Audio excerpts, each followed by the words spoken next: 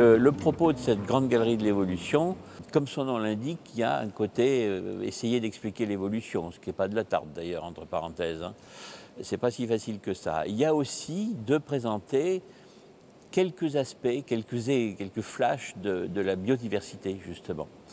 Et là, le morceau de choix de cette magnifique réalisation, c'est cette caravane africaine, là, le long de laquelle nous sommes. Pourquoi caravane africaine? Eh bien parce que il y a longtemps qu'on sait que c'est en Afrique qu'il y a eu la plus grande biodiversité d'ongulés, d'animaux mangeurs de plantes.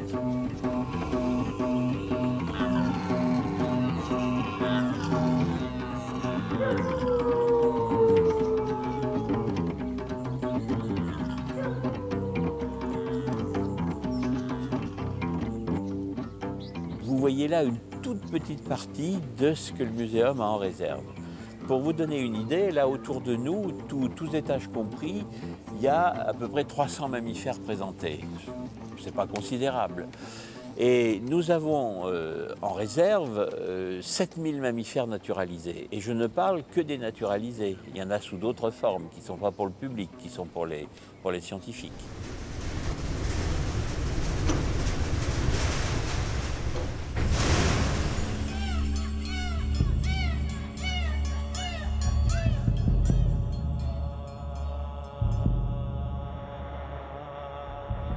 Pour vous donner une idée, tout de suite un chiffre bête et brut et un peu à la louche, nous aurions dans nos collections une 60aine de millions de spécimens.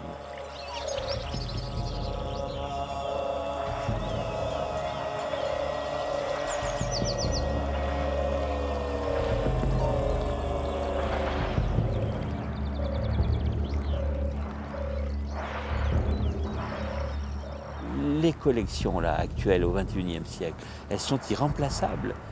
On y mettrait l'or du monde qu'on ne pourrait pas les remplacer. C'est fini, c'est un patrimoine. Et un patrimoine, par définition, c'est ce qu'on transmet à ses enfants. Et là, à partir de ce siècle, toutes ces collections-là, même si ce n'est pas des objets d'art, c'est un patrimoine, et pas seulement de la France ou de l'État français, mais de l'humanité. Hein, il faut bien se mettre ça en tête, et c'est aussi précieux que ce qu'on peut trouver dans les musées d'art.